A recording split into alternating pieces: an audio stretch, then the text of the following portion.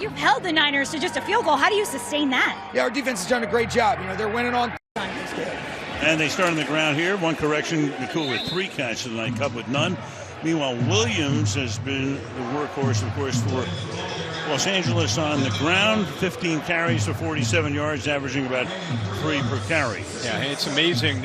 You think of him, you look at his body. This guy's a workhorse. He counts for 74% of the Rams' carries this year. I think a combination of him and then taking some shots downfield. I don't just mean go balls, those deep crossers at about 15 to 20 yards too.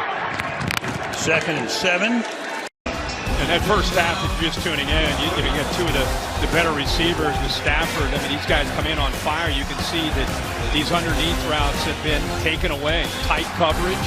A lot of times it's Stafford looking one way, kind of working through his progressions, and then eventually coming back. But linebackers, great communication with the corners and safeties. Ward has played the best game we've seen him play since he has come back over the last 3 weeks. So that first half, you chalk it up to the Niners defense and their preparation. 3rd and 5. Stafford. The secondary continues to do its job and just has to flip it into the bench. So they get enough pressure on him. He still gets out of the pocket, but that secondary like glue. Yeah, and that's just rushing 4. That's what they did in the first half. It's not a blitz. I mean, you got some great pass rushers.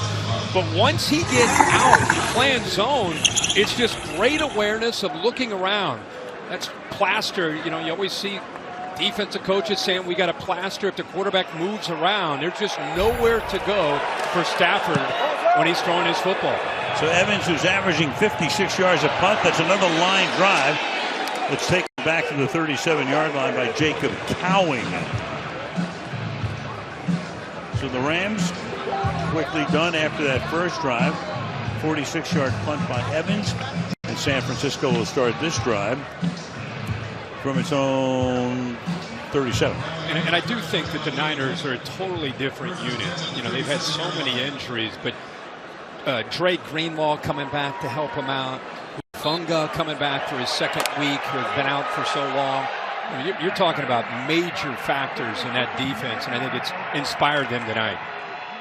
So Juszczyk is the fullback, helping to lead the way for Guerendo. Maybe we'll see Juszczyk a little bit more here on the ground game as Guerendo picks up 8 yards here. Yeah, nice combination block with Brendel and Banks, 64-65. Watch the center and left guard establish that and then get up to the linebackers. Juszczyk is able to get the nice block. I mean, that's San Francisco 49ers offense right there, no matter who the running back is. Juszczyk now in motion, sets on the wing to the right. Guerendo on the ground, and he gets to the 50-yard line in the first half for the 49ers. I think everybody over the years has marveled at the Shanahan coaches, Mike and Kyle, and the backs that they've had. Very rarely are they getting a guy that's the guy, like a Christian McCaffrey, who they got through a trade with Carolina. It's go through the years, all the way back to Terrell Davis at Denver. I mean, it's a guy that fits their system, a guy that has good vision. He's physical, he's tough, gets into that hole, and is able to just fit with what they like to do in this offense. Straight drop. Pass out to Guerendo on the outside. And he has a first down.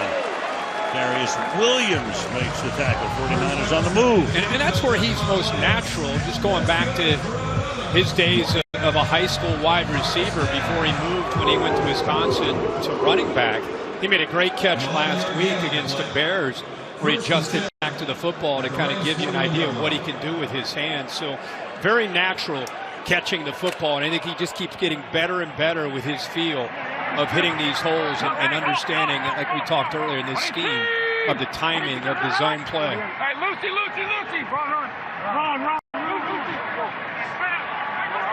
Back into shotgun on a first down. Dancing, throwing, and incomplete. Deebo Samuel was the intended receiver. 2nd and 10. Yeah, I think Brock Purdy wants to get the ball to his guys so badly that sometimes when you want it so bad that sometimes you start to just aim the football. I mean, he is such an accurate quarterback, and this is an easy throw. The ball just kind of sailed on him. I mean, he had to answer questions this week about, hey, did you hear what Deebo Samuel tweeted out? Can you believe this? I mean, and he had to answer that a couple of times. Like, guys, listen, nobody wants to get him the ball more than me. And we'll continue to try to find a way to do that. So, 2nd and 10. Fires, caught. And it's about a 9-yard gain here for Kittle. Taken down by Hoyt. 3rd and 1 upcoming. You know, this offense, like so many, are based on the timing and the rhythm in the pass game. And here he just gets back, a hitch, ball out, perfectly thrown. You know, there was no hesitation. Found his man, knew exactly what the answer was based on the coverage. Saw Hoyt, who's really a better pass rusher than he is playing out in coverage. So good job of recognizing that pre-snap and getting the ball out there quickly. Kittle has now caught 3. We got Purdy himself. Picks up the first down. I love that because he just didn't hesitate. I mean, he just saw that he saw a gap over the right side of the center. He didn't try to bait him or try to get him to jump. He just saw it and just took off. You know, he is a very athletic guy. You know, you and I standing on the field talking to him with Caleb, and he's thick. You know, his legs and his lower half and his core, very thick dude. Better runner than he gets credit for. Yeah. Some great runs in the playoffs last year. Oh, yeah. Durendo made that grab.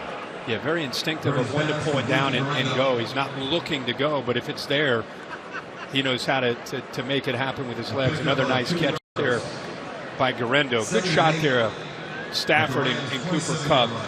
There'll be no panic in those veterans. They got to find some answers, and eventually just got to get the football back and see if they can get this offense going. And I thought Sean was right, McVay's, by crediting San Francisco instead of what is wrong with the Rams. It's Niners are playing pretty good defense. Absolutely. 2nd down and 8.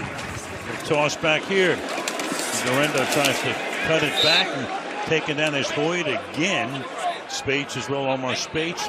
Be 3rd down, 3rd and 10. You know, come in that running game. It also helps to have a great offensive line coach as well. Yeah, you're right about that. Real quick here on Hoyt. This guy is so, we just talked about him back in coverage. That's his game right there. Either rushing the quarterback or setting an edge, fighting off a couple blockers, forces that ball back to the inside, still gets his hands on and helps make the tackle. Great play there by a guy who's become a mentor and leader for this young defense. And then drop over the middle. Deebo Samuel would have had the first down and maybe a touchdown had he caught it. And now the crowd, of course, is responding to the fact, give me the ball, and look what happened. Well, you're right. I mean, it's man coverage, well designed, exactly what he wants. He just starts to look ahead of where he wants to run with the football before he secures it. I mean, it's man-to-man. There's a safety in the middle, but Brock Purdy put it in front of him where he could run after the catch, which the Niners are legendary for, and just drops the football. Here's Moody, a 47-yarder to give the 49ers the lead, and Jake Moody is able to bang that one through. You get reliving that drop. Blake Corum is the back here. Williams has already carried 16 times, so Corum's going to get a shot. He has 2 carries for 3. Kupp is in motion. Stafford retreats under pressure, throws, caught, and this is Corum, the rookie out of Michigan, picking up 12 in the first half for Los Angeles. Yeah, I'm telling you, this guy has that ability. He dropped the ball earlier when the conditions weren't that great, but he did this throughout his career at Michigan. Not only a great runner, very similar running style is Williams, but also can catch the ball to the backfield. Nice block by Puka on Fred Warner to get him, spring him free, and pick up those yards after the catch. 12-yard gain, longest play of the night for the Los Angeles offense.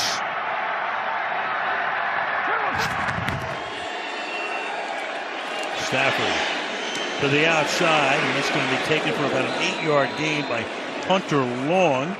tight end, a man who returned a block punt for a touchdown last Sunday. Yeah, with these linebackers and corners dropping and sinking in coverage, safeties are physically turning their body and waiting for in-breaking routes. The answer by Sean McVay is to get the ball out to the flat there, whether it's a back or tight end.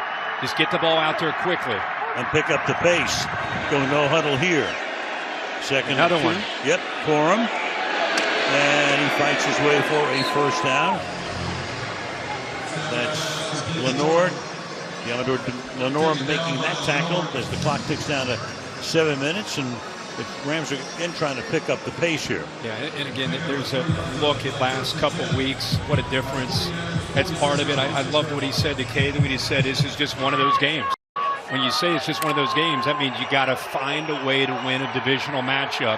As sloppy and as ugly as it might be, you just got to find a way. Remember, they're playing for a chance to win the last 4 and win this division. The ugly wins count just as much as, That's right. as gorgeous wins. Stafford firing into traffic, tip and incomplete.